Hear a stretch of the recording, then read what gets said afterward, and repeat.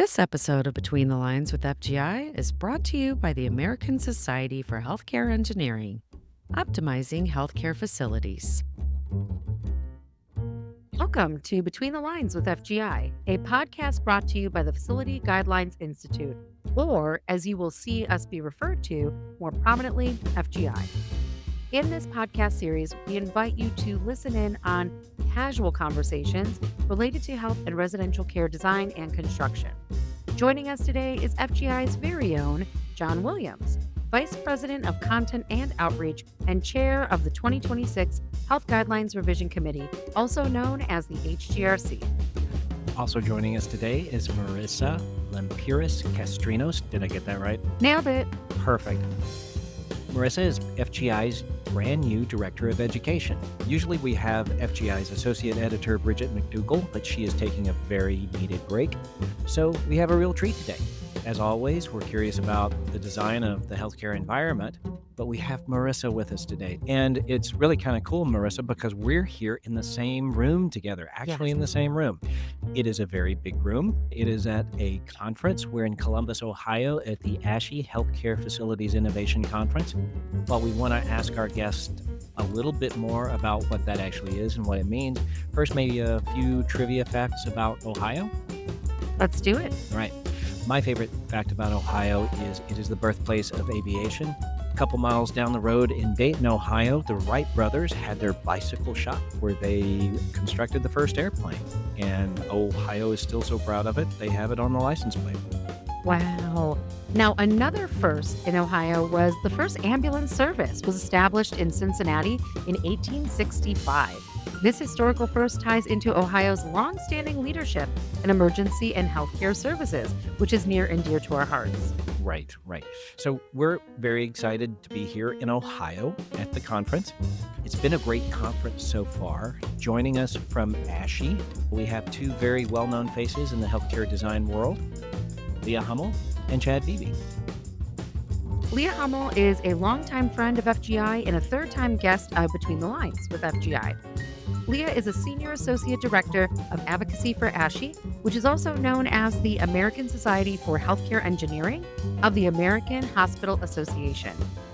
Before joining ASHE, Leah worked for Joint Commission, starting out as a life safety code surveyor and then as an engineer with the Standards Interpretation Group. Leah's background also includes serving the Dakota Department of Health Division of Life Safety and Construction and as a plans reviewer and construction inspector. Chad Beebe is the Deputy Executive Director for the American Society of Healthcare Engineering, and he works with their advocacy group. He serves on many national panels and committees that develop regulations for the design and construction of the built environment, including the National Fire Protection Association, where he serves on more than 20 technical committees, and he is a member of their Standards Council. Chad has been an architect who specializes in the design and construction of healthcare facilities, and near and dear to my heart, from 1999 to 2010, Chad served as an AHJ in Washington State, where I'm from, in the Department of Health, and managed its construction review program where we first met, and we've shared that title of manager for several years. So we got the opportunity to work for many years together. These guests have worn many hats over their careers, and we're really curious today to hear what they have to say about this conference and some new standards coming up. Are you ready to read Between the Lines with FGI? Let's do it. Well, thank you so much, Chad and Leah, for being with us at the Healthcare Facilities Innovation Conference. Maybe first off, talk a little bit about what this conference is and what it does. Yeah, it's a conference that's like 60 years young, but yes, a new name, a new brand. Yeah. Yes, so it's been around for quite some time. It used to be referred to as the ASHE Annual Conference, realizing that doesn't mean much to a lot of people. If you don't know what it is, you don't know what it is. So you couldn't find it, and it made sense to actually make sure this facilities was in there, healthcare was in there, and I think our goal here is to be innovative. And I have to say with this conference especially, the committee knocked it out of the park for this year as far as finding speakers that were going to talk about topics that were, somewhat innovative. There's not a lot of innovation to tap into. You can do presentations on it yet here in healthcare field because we do a lot of things the same old way. But there's a few sessions here that were very innovative. One that was specifically on using AI for life safety code and some other aspects like that. And one of the themes that I noticed throughout the conference here was the constant discussion about what is facility management going to look like in the future. Right. And it is a changing field. Hmm. And I think there's a lot of people that are probably a little bit worried about it. Not going to change how much work we do, but it's just going to change the makeup of that work. And I think this conference and the next conference are really going to help define that for us years going forward.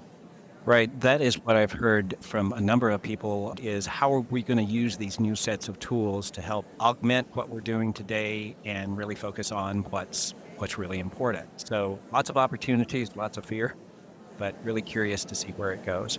Leah, tell us, what are your thoughts about the conference so far? What are you hearing? What are people asking? What are people the most excited about too?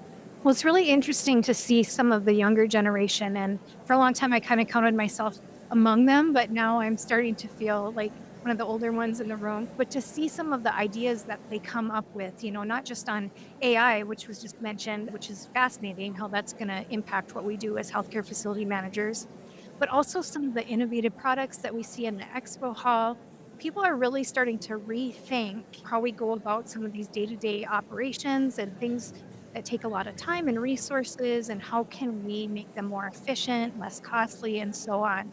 And so a lot of great ideas being generated.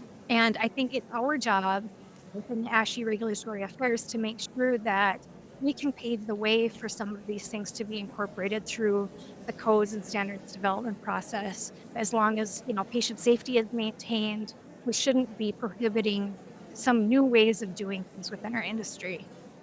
Last year, I saw my very first AI generated set of drawings. And while it wasn't totally accurate, it's learning and it will generate a lot of interesting things and a lot of things for us to look at over the next couple of years. One thing that I did hear from folks on the floor is what is happening with CMS and the impacts of HR1, the impacts of Medicaid, some new funds for rural healthcare. Any thoughts there?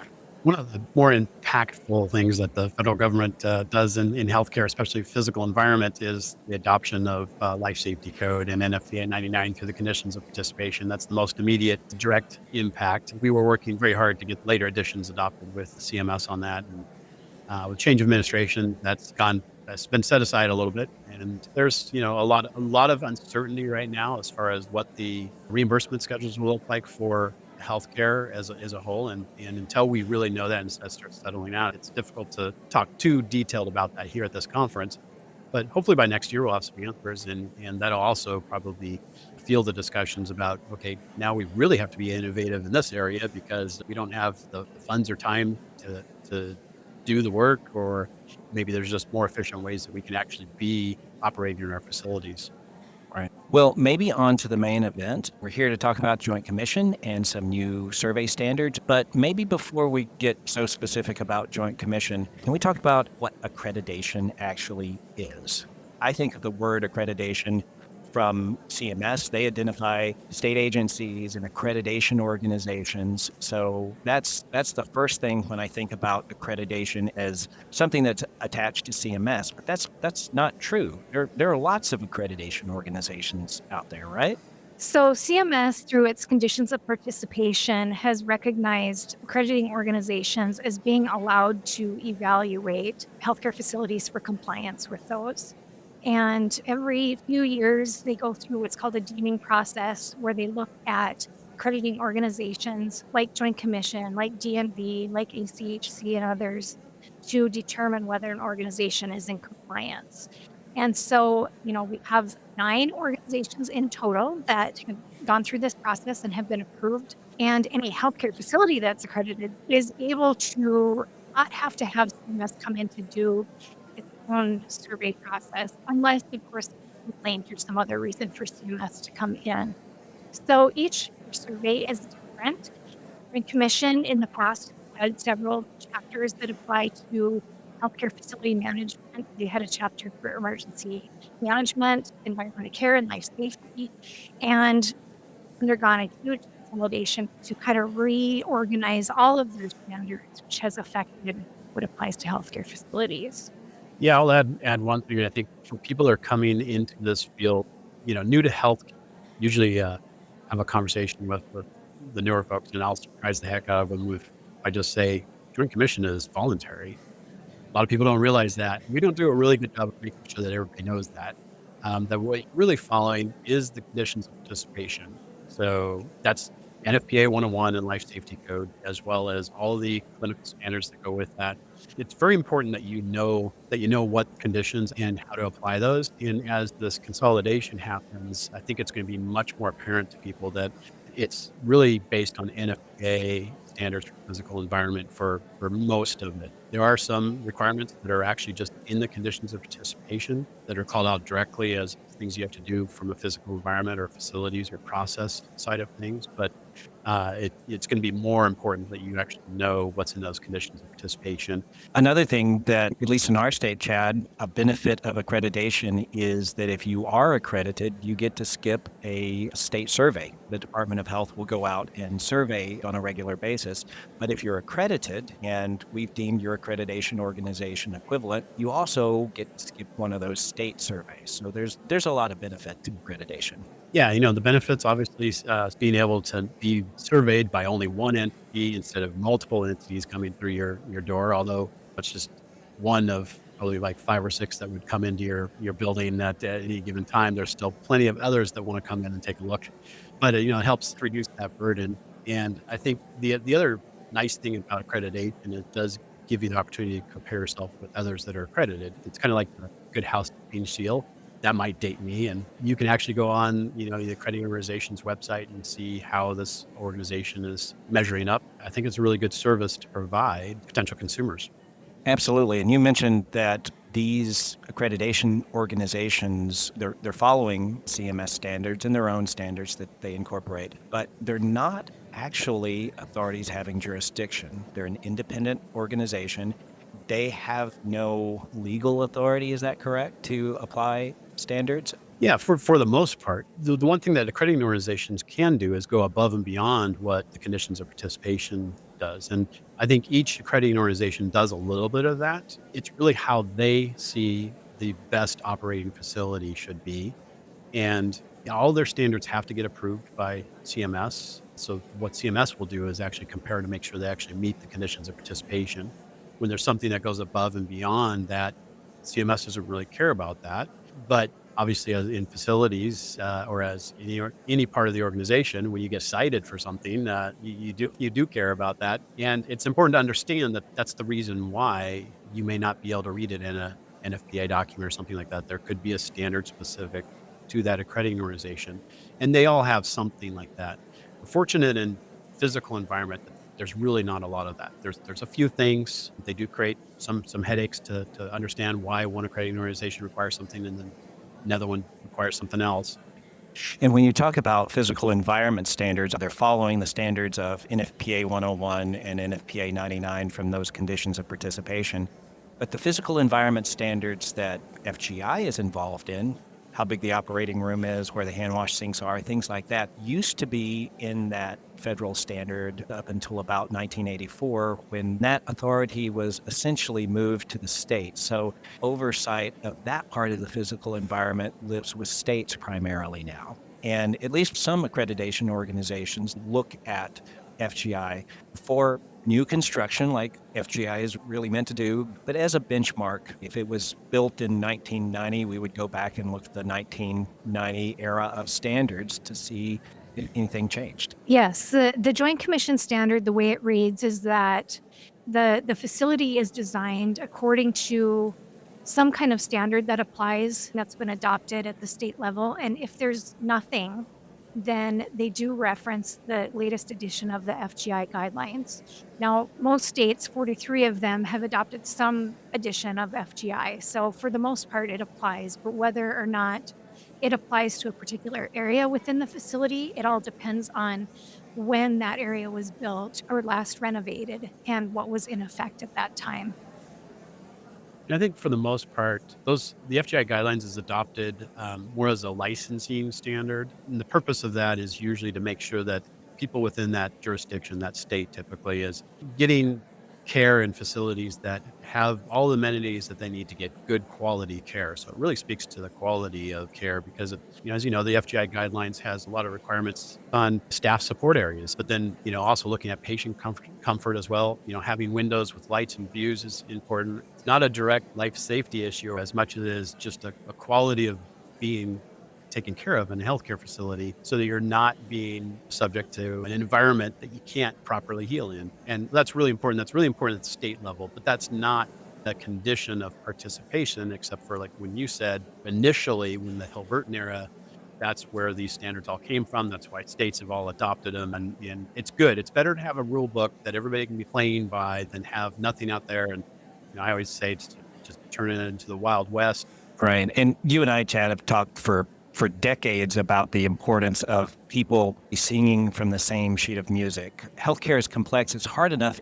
But if you're working in one state and you're following one set of standards and then you go to another state and it's something completely different, the designers, the engineers who have to deal with that variation and the systems who operate in multiple states, that's a lot to keep up with. Yeah, I think all of our dream would be that you'd have the same standard in every single state, probably FGI guidelines in the same edition. And that is a world that we don't see yet. And boy, that would be nice. And the freshest edition, because we learn so much about how to design facilities, and some things get less important, so the standards lower, and sometimes we realize things that are gaining importance or things we never noticed, so they get a little bit higher. Everybody's used to the concept that when a new code comes out, that means there's a bunch of additional requirements, but that's just not true, especially in this day and age. And I think in healthcare, partly because of what ASHE does as far as our advocacy work, we try to make sure that that's not the only thing that's happening. We are constantly reassessing requirements and criteria that no longer have a basis based on the way we do care delivery. So we're taking probably just as much stuff out as we might be putting in, maybe even more, right? So I'd like to shift gears a little bit. I know that there have been some changes in the last year with Joint Commission. So would love to know, what is your eye on it, and what do you think is the most important for our listeners to know about? There have been some very significant changes just recently announced from Joint Commission. Specifically, in the beginning of July, they announced a huge consolidation effort with their standards. So previously, they had hundreds of standards that applied to each of their accrediting organizations in multiple different chapters. And for our members, the significant ones were environment of care, life safety, and emergency management. And what they've done is they've consolidated what was previously in the environment of care chapter and the life safety chapter into a new chapter called physical environment. And within that chapter, there's far fewer standards, although they're much broader in scope. So just an example of that, in the previous life safety chapter, they had multiple different standards that applied to different subjects. There was one that applied to means of egress. There was one that applied to protection. And then under each one of those standards, there were individual elements of performance that came directly from the life safety code. So now, new standards that will go into effect on January 1st of 2026, they have a standard called PE311EP1 that says simply that the organization complies with the life safety code. So everything that was previously in that whole chapter now gets consolidated into a single standard. One thing that we're really trying to get our members to understand right off the bat is this doesn't mean that they have to do less stuff, right, to be compliant. So they initially thought that, I don't have to do that anymore. Well, that's not really true. Because it's been referred to in general, they still have to do all of those same requirements. It's really important just to keep in perspective, though. There's a lot of messaging out there saying that they're reducing the burden.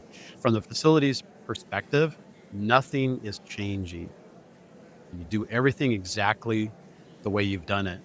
The only change is changing a number on a form. Don't stop any processes. Don't change the way you're doing things, or don't think that, now I don't have to do any of this stuff. And this is really starting to become an issue as organizations are saying, we're going to have to start tightening things down. And they're saying, if Joint Commission is reducing burden by removing all their standards, let's get rid of half of the compliance team. We've already heard a lot of that as well. And that is just not the case. Actually, compliance, if anything, might become a little more complex. CMS isn't changing any of their conditions of participation immediately that we know of. So that fire and life safety checklist, the K-tag list, the A tags are still the same, right?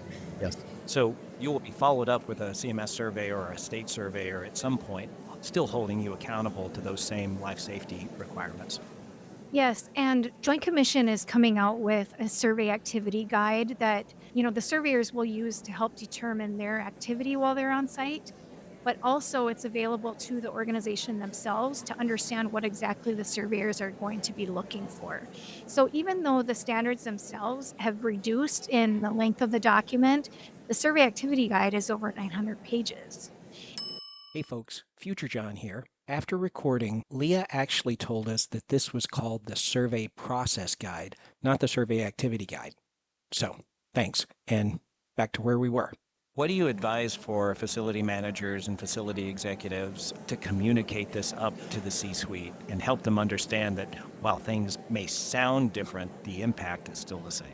Well, at ASHE, we're going to be putting together more and more resources, and we'll definitely be putting out some articles and other guidance. We also are working with Joint Commission, making sure our communications are in line with what they're trying to communicate. And I think the other part is to really show the survey activity guide and seeing that, there's still a lot of stuff in there, as well as as you mentioned, the K-tag report, that's not changing.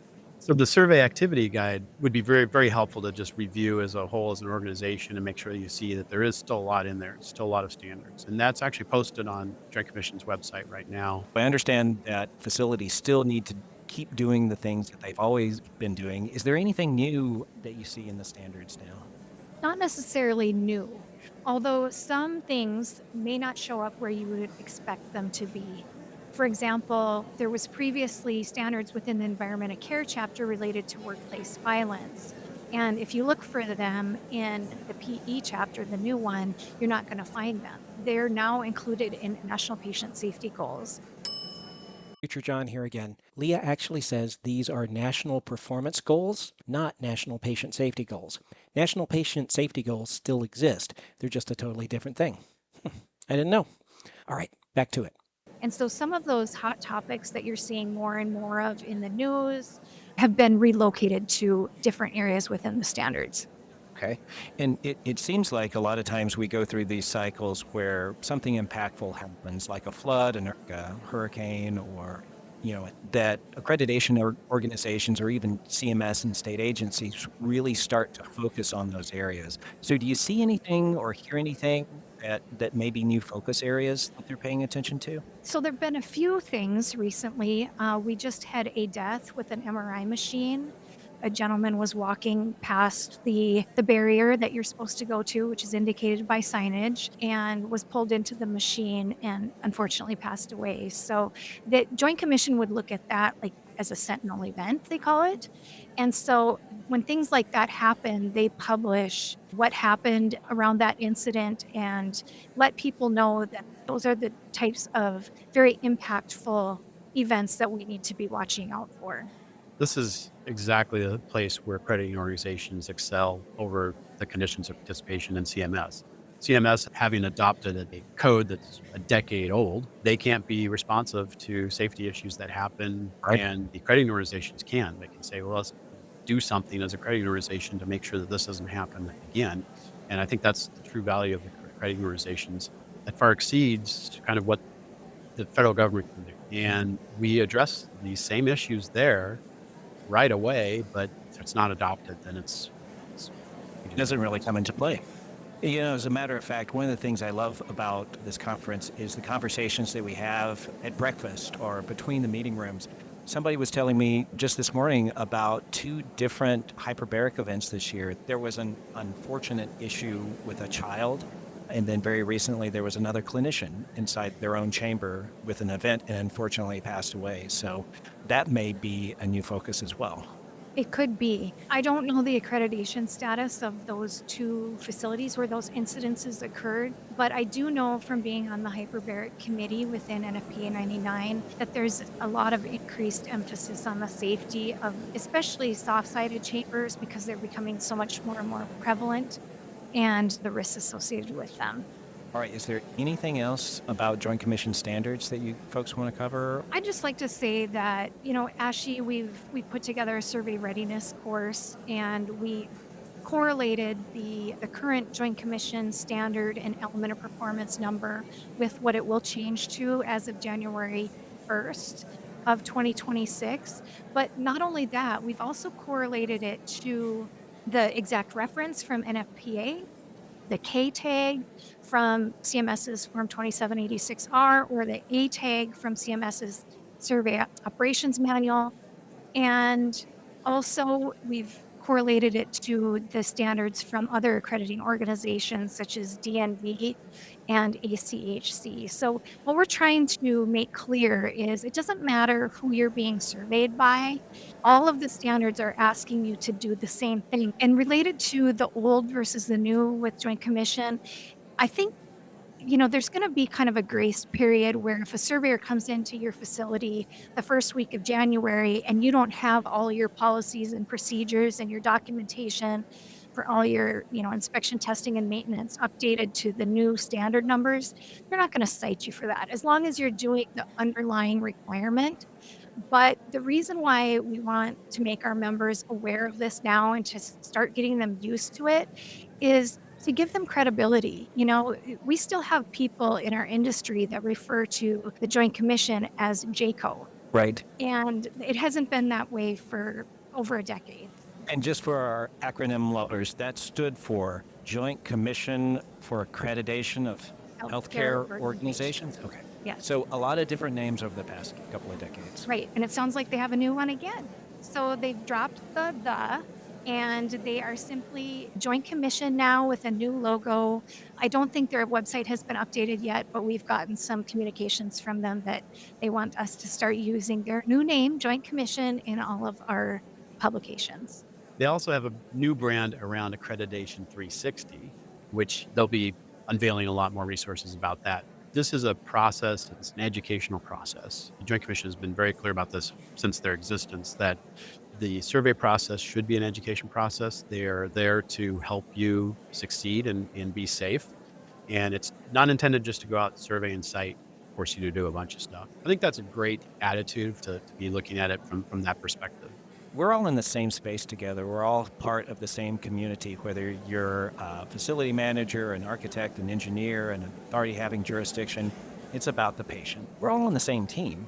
What would you want architects and engineers to know about the Joint Commission process? How would architects and engineers help prep a facility for a Joint Commission survey? Well, one thing that's different about Joint Commission is that we can certainly offer suggestions for what's in the Joint Commission standards, but at the end of the day, that decision is theirs. FGI is a consensus document that's developed with a big group of people that come together and determine what's going to be included. And ASHE is just a piece of that puzzle where we try to advocate for what's best for our members going into that. So we have a voice at that table and can influence it. But once it goes into the document and Joint Commission puts it into their standards as a reference, then that process of influencing is done. Let's imagine we're doing a new renovation or a new project, and the architect and the engineer leave that project when it's done, but the facility lives with that project for years and years. Is there anything that architects and engineers can help a facility do to prepare for future surveys from accreditation organizations or AHJs? Absolutely. First off, having a good set of as-built drawings, especially related to the layout of the utility systems and the life safety drawings. Those are things that the surveyors will be looking at. They'll also be looking at lists of equipment, the inventories that you have for both your high-risk equipment and your regular equipment, making sure that they're being maintained on an appropriate schedule. That as-built becomes part of a statement of conditions drawing. Is that what that's called? Yes. So with Joint Commission specifically, you're required to fill out a statement of conditions that includes information about each of your buildings that are subject to survey. I think it's important that the design community advocates to make sure that the facilities people are involved in that project from day one. They're the ones that are going to live with it. They're the ones who are going to have to operate it. They're the ones going to have to maintain it and all of that. And I think that's really important because sometimes there's things that are necessary, but not in the code. I know that you guys had a great podcast about that addressed minimum code requirements, and sometimes the minimum is not the minimum to be operational efficient either. And ASHE's working on a couple of projects around operational efficiency as well. And our entire vision and mission is to optimize the healthcare physical environment.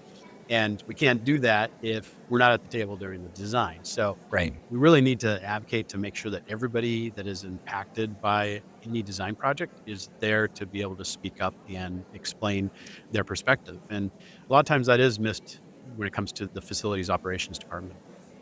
Chad, Leah, thank you so much for being here today and sharing your expertise with us. Thank you so much for inviting us to be here at this conference. So glad you were here to be able to do this and do this podcast live from the conference, and hope that we have many, many more years of doing this. It's been a pleasure. Thanks for joining us for another episode of Between the Lines with FGI. Do you have an idea for an episode, or are you interested in sponsoring one or a series of episodes? We'd love to hear from you. Get in touch with us by sending an email to podcast@fgiguidelines.org. Yes, we are looking forward to season 3, also a new educational platform like Marissa mentioned, and new FGI codes and handbooks coming up the first part of next year. To stay abreast with all those new developments, follow us on LinkedIn, watch our website and our bulletin, or maybe just keep listening to this podcast. And many thanks to Neil Kane and the Neil Kane Trio for the use of his song Skip to My Lou from the album of the same name. All right, join us next time as we go Between the Lines with FGI. Bye, everybody. Bye. All right, what was your favorite part of the conference? My favorite part of the conference, I have to say, was the keynote speaker on day one. Oh, yeah. When it talked about killing your zombies and focusing on what truly matters. In fact, there was a really good quote from her. Change is inevitable, but growth is optional. So love that our listeners are here investing in their growth.